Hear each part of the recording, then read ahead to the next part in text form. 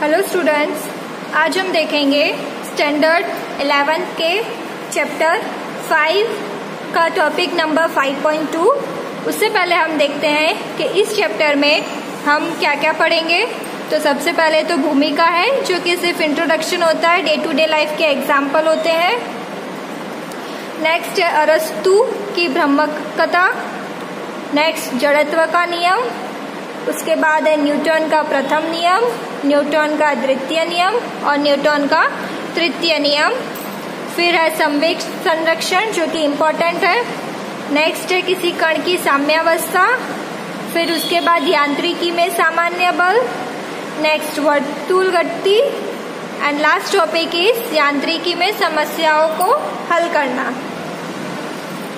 तो इंट्रोडक्शन तो आपको पता चल जाएगा, आप रीड करोगे, क्योंकि उसमें कुछ नहीं है, डे टू डे लाइफ के एग्जाम्पल्स ही होते हैं। हम देखेंगे इस वीडियो में अरस्तु का नियम और उसकी भ्रामकता। चलिए तो हम देखते हैं।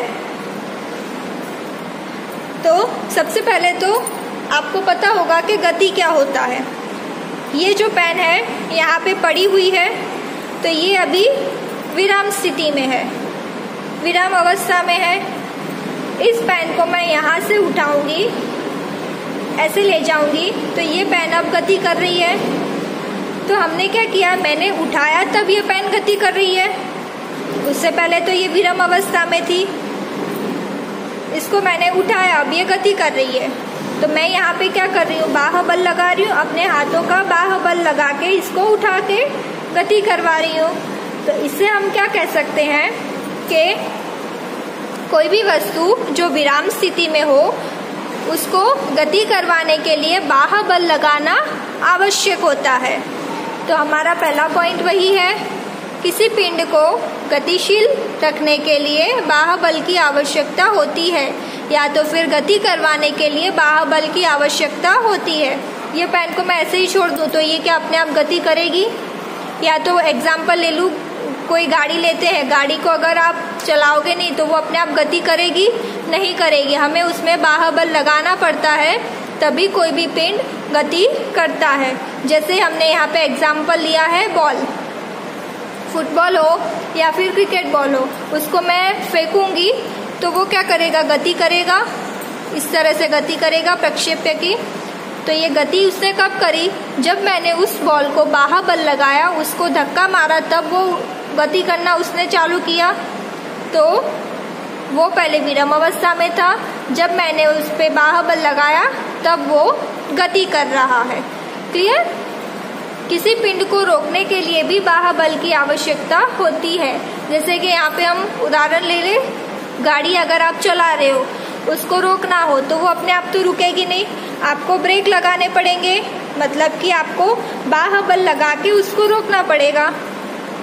तो कुछ पिंड ऐसे होते हैं जिनको रोकने के लिए भी बाह्य बल लगाना पड़ता है। जैसे आपने फुटबॉल मैच देखी होगी, तो उसमें एक प्लेयर होगा, वो इसको किक कर रहा है, फिर दूसरा बीच में आके इसको किक करेगा तो दूसरी दिशा में जाएगा। तो उसको रोकने के लिए, एक दिशा में जाने से रोकने के लिए दूसरी दिशा के लिए किक करता है। तो पिंड को रोकने के लिए भी हमें बाह्य बल लगाना पड़ता है। कोई पिंड गतिमान है तो उसे उसी अवस्था में बनाए रखने के लिए कोई ना कोई बाह्य साधन अवश्य चाहिए। अब अरस्तु ने नियम क्या दिया था? तो अरस्तु का नियम ये था कि किसी पिंड को गतिशील रखने के लिए बाह्य बल की आवश्यकता होती है। यहाँ पे एग्जाम्पल मैं ले लूँ तो एक लड़का है जो कि एक ब्लॉक को ले जा रहा है, एक धागे से बंधा हुआ एक ब्लॉक ले जा रहा है। अब ये लड़का जब तक ब्लॉक को खींचेगा नहीं, तब तक ये ब्लॉक तो विराम स्थिति में होगी। ये ब्लॉक को जब तक ये लेके नहीं चलेगा तब तक ये विराम अवस्था में है। जैसे ही इसने पकड़ा इस धागे से, ये आगे चल रहा है, तो इसके साथ साथ ये ब्लॉक भी चलेगा। मतलब कि ये लड़का जब बाह्य बल लगा रहा है तब ये ब्लॉक चल रहा है। अब मान लेते हैं कि इसने धागे को छोड़ के आगे चला गया, तो ये आगे पहुंच गया, ब्लॉक यहीं पे विराम अवस्था में रह जाएगा। ठीक है। तो यहाँ पे देखिए, यहाँ पे कोई बाहुबल नहीं लगाया है, तो ये ब्लॉक यहीं का यहीं पड़ा है, अभी अपने आप जाएगा नहीं। तो इससे हम कहते हैं कि किसी भी पिंड को अगर गतिशील रखना हो तो उस पे बाहुबल लगाना पड़ता है। अगर ये ब्लॉक को हमें गतिशील रखना होता तो इसको, ये लड़के को जहाँ तक जाता वहाँ तक इसको खींचते खींचते ले जाना पड़ता, पर अगर इसने छोड़ दिया तो ये आ गया विराम अवस्था में। अब हम देखते हैं कि इसकी यहाँ पे ब्रह्मकथा क्या थी। ये चीज तो समझा दी और ये चीज तो हमें भी पता है, तो यहाँ पे ब्रह्मकथा क्या थी वो देखते हैं। तो देखिए, जब ये लड़का इस ब्लॉक को ले जा रहा है तो यहाँ पे घर्षण बल लगेगा।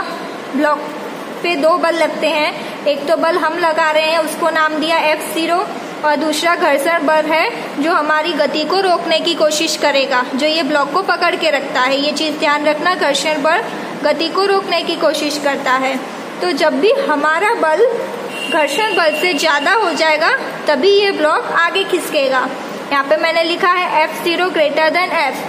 F0 हमारा बल है, तो जब भी हमारा बल इस बल से ज्यादा होगा तब ये ब्लॉक आगे खिसेगा।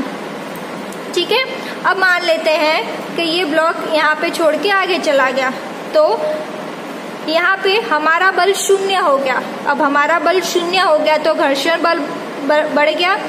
घर्षण बल बढ़ता है तो ये विराम अवस्था में आ गया। तो यहाँ पे मैंने लिखा F ग्रेटर देन F0, घर्षण बल बड़ा है हमारे बल से। तो ये चीज स्टूडेंट्स याद रखना कि जब भी हमारा बल बड़ा होगा घर्षण बल से तब वस्तु गति करेगी। जब हमारा बल 0 हो गया मतलब घर्षण बल बढ़ गया तो वो वस्तु विराम अवस्था में आ जाएगी। तो बाह्य पिंड को गति करवाता है। ये चीज ध्यान रखना कि कोई भी बाह्य पिंड को गति करवाएगा, पर जरूरी नहीं है कि वो गति एक समान हो। ये अरस्तु की ब्रह्मकथा थी कि वस्तु, कोई भी वस्तु होगी वो गति करेगी, लेकिन जरूरी नहीं है कि हमारे बाह्य बल से वो एक समान ही गति करेगी। यदि कोई घर्षण न हो तो ब्लॉक की एक समान गति बनाए रखने के लिए कोई भी बल लगाने की आवश्यकता नहीं पड़ती। अगर घर्षण बल होता ही नहीं तो हमें गति बनाए रखने के लिए बल लगाने की जरूरत ही नहीं पड़ती, क्योंकि हमने यहाँ पे देखा घर्षण बल क्या करता है, गति को रोकने की कोशिश करता है। पर घर्षण बल अगर होता ही नहीं तो कोई भी रोकने की कोशिश नहीं करता, तो वस्तु हमारी एक समान गति से आगे चलती रहती। लेकिन घर्षण बल है तो हमें बल लगाना पड़ता है, और जरूरी नहीं है कि हमारा बाह्य बल एक समान हो। ये थी अरस्तु की ब्रह्मकथा। इसको सही साबित किया, इसको अच्छे से समझाया गैलीलियो ने, जो कि हम नेक्स्ट वीडियो में पढ़ेंगे कि गैलीलियो ने क्या बताया है।